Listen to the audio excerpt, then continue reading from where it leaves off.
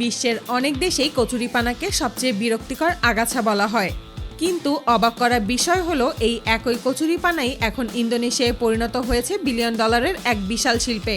শুধু ইন্দোনেশিয়াই নয়, দক্ষিণ পূর্ব এশিয়া আর আফ্রিকার কয়েকটি দেশেও কচুরিপানা দিয়ে এমন সব জিনিস বানানো হচ্ছে যেগুলো দেখলে কেউ কল্পনাও করবে না এগুলোর মূল কাঁচামাল একসময় পানির উপর ভেসে থাকা আগাছা ছিল।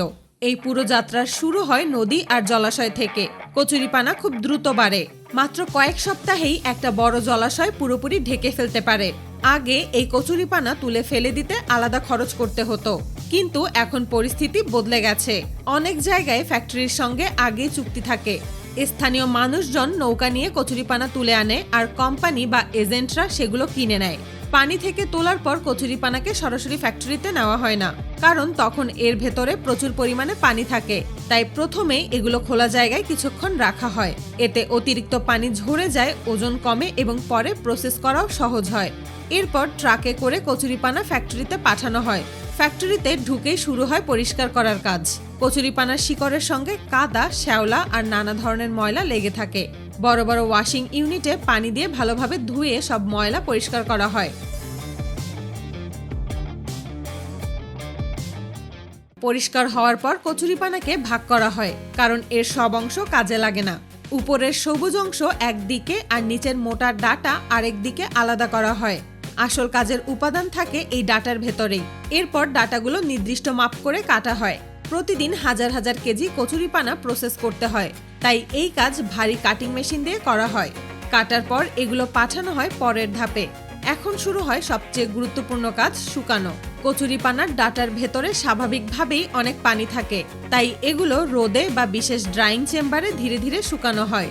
খুব তাড়াতাড়ি শুকালে ডাটার উপরের অংশ মুচমুচে হয়ে ভেঙে যায়, আবার কম শুকালে ভেতরের পানি থেকে যায়। তাই এই ধাপটা সময় নিয়ে করা হয়। ভালোভাবে শুকানোর পর ডাটাগুলো শক্ত হলেও খুব হালকা হয়ে যায়। তখনই এগুলো বিভিন্ন পণ্য বানানোর জন্য উপযুক্ত হয়। এই শুকনো ডাটা দিয়েই প্রথমে বানানো হয় ছোট ডেকোরেশন আইটেম। এগুলো ঘর সাজানোর কাজে ব্যবহার করা হয়। এরপর একই ডাটা দিয়ে তৈরি করা হয় ম্যাট। দেখতে অনেকটা বেত বা প্লাস্টিকের ম্যাটের মতো হলেও এগুলো আরো হালকা হয়। বসার কাজে, নামাজের জন্য বা সাধারণ ঘরের কাজে এই ম্যাট ব্যবহার করা হয়। এই ম্যাটের উন্নত সংস্করণ হলো ইয়োগা ম্যাট।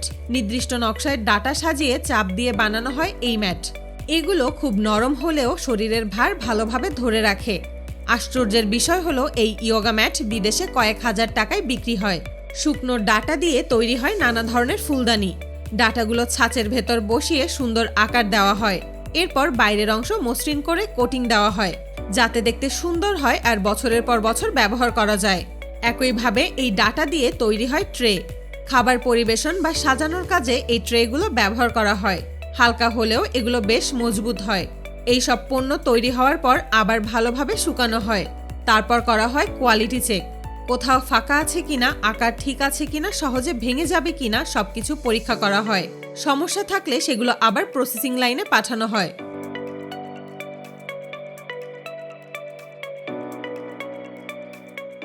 এরপর আসে আরেকটি গুরুত্বপূর্ণ ধাপ, ডাটা থেকে ফাইবার আলাদা করা। এই ধাপে কচুরিপানার ডাটা বিশেষ মেশিনে পিষে নেওয়া হয়।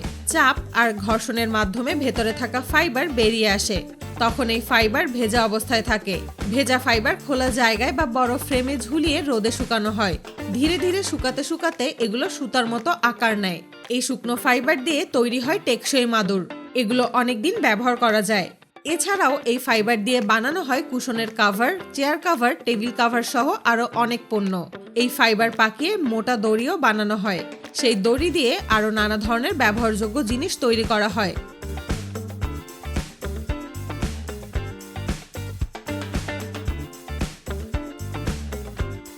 সবশেষে তৈরি হওয়া সব পণ্য স্থানীয় বাজারে, হোটেলে, রেস্টুরেন্টে কিংবা বিদেশে এক্সপোর্টের জন্য পাঠানো হয়।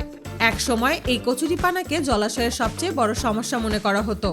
আজ সেই কচুরিপানার ডাটাই মিলিয়ন ডলারের একটি শিল্প গড়ে তুলেছে।